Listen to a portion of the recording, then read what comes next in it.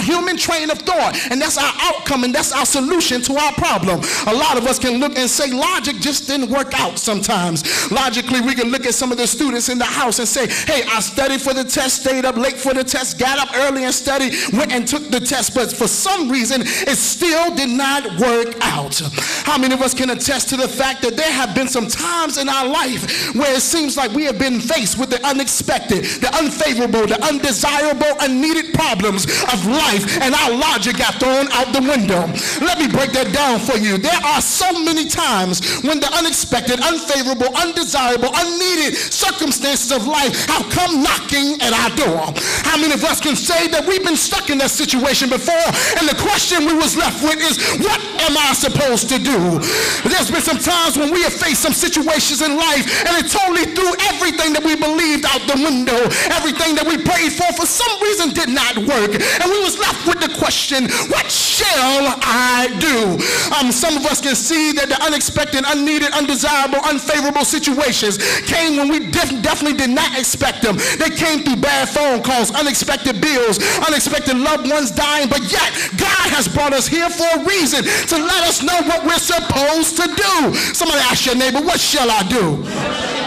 Some of us have stood at the altar on the wedding day, confessed our vows, saying that we would love them until the very end, until death do us part, through sickness and through health, through rich and through poor. But we had no idea 6 months and 7 days later that that person would be the one that lied with us, lied on us, and then left us. We got stuck with an unexpected, unfavorable, undesirable, unneeded situation, and now we're stuck with the question, what shall I do? See, we are faced with so many times where everybody that we turn to help us, all of a sudden they left us, and now we're sitting here looking at doors slammed in our face, lights cut off while we're looking for something, and we did not expect ever to be in this situation. We thought we did what we were supposed to do.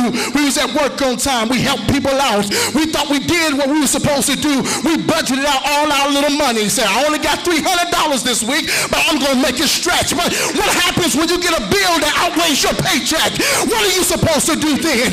What happens when you go to the church house and there's so many people that are shouting for the Lord, but the thing that you need the most, you just can't find it? What are you supposed to do then?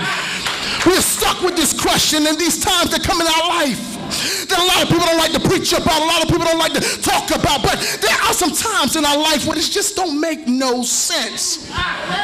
See, these are the times when logic has just been thrown out the window. These are the times when it's time for us to tap into our faith. See, now we find that we need our faith. We don't just want our faith, but we need our faith. We have been caught, and so many times that we've prayed for the people that we love, but it seems like the more we prayed, the further they went away.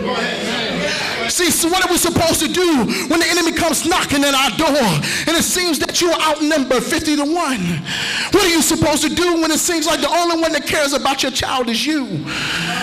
What are we supposed to do when the real life circumstances have approached us and it seems like our sons and our daughters are being approached by lesbianism, homosexuality, Crips and Bloods, more than they're being approached by college education? What are we supposed to do when it seems like the ministers are living worse than the actual congregation? What are we supposed to do? So we're always looking for revival, but it's hard to revive something that don't want to live. We come here this night because I'm tired of seeing dead people come into church and people not willing to change. And the more the people that come into church not willing to change, the more the church dies. What are you supposed to do when that little baby in blue that you painted all the room for, now he's being chased by the boys in blue? What are you supposed to do when the boy that you love so much, now you got to refinance your house to get him out of jail? What happens when your little girl who did not have a father, now she wants to be like a boy and she's liking girls? What are you supposed to do when that comes to your house? See, it's all right when you hear about somebody else's family, but what happens when it's yours? What happens when all of a sudden it seems like drugs and alcoholism has torn your family apart? What are you supposed to do then? It seems a shame that so many young people are being robbed of their purity because of molestation and perversion. People are willing to rape a child to get 30 seconds of pleasure. What are we supposed to do when it seems like the world is getting worse and we're working harder? What happens when you finally hear the groan of the earth? What happens when it seems like no matter how much you pray, no matter how much you worship, it's still more work to do? What are you supposed to do then?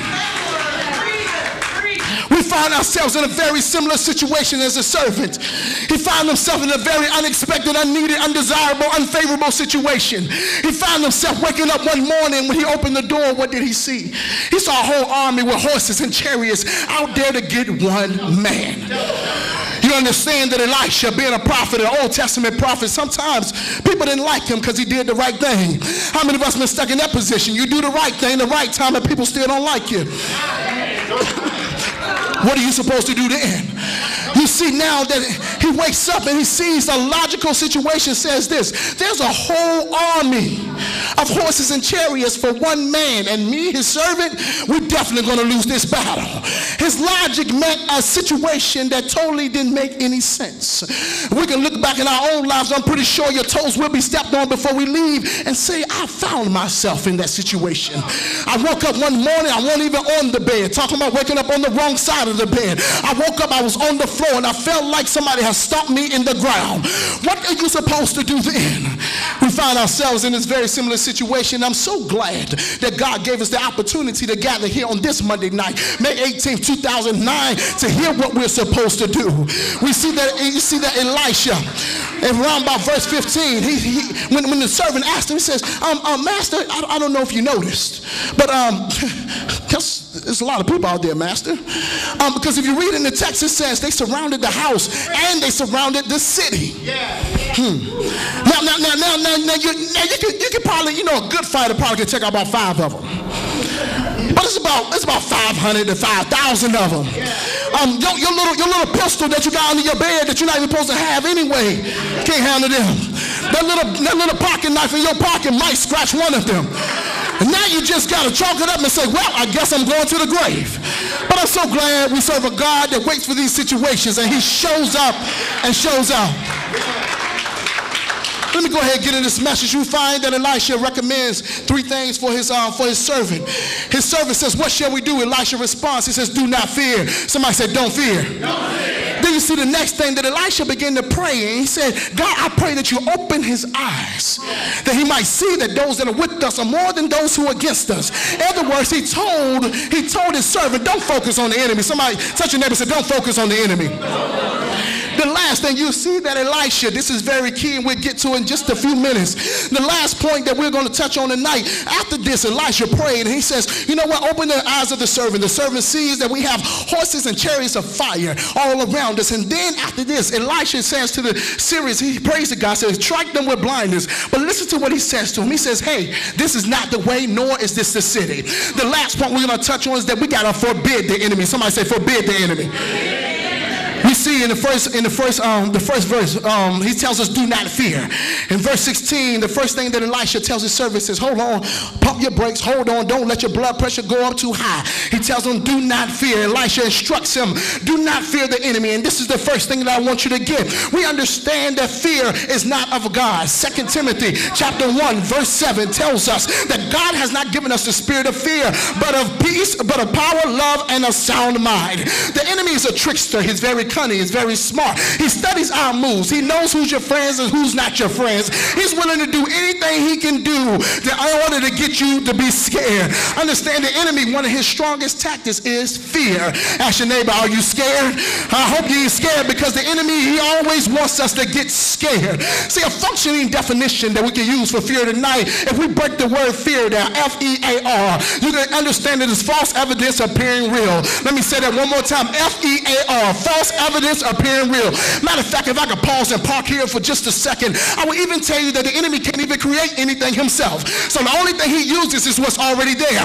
This is why it's false evidence, because he's manipulated it and he wants it to appear real. In other words, he can't do nothing himself. His power is limited. He roars like a lion, but he's the size of a mouse. This is why we cannot fear the enemy.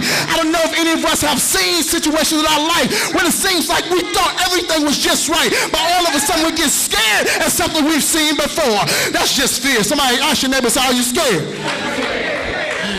We can see right here that I would like to introduce and educate some of us on the fight or flight theory. I don't know if you heard of it, but the fight or flight theory is a response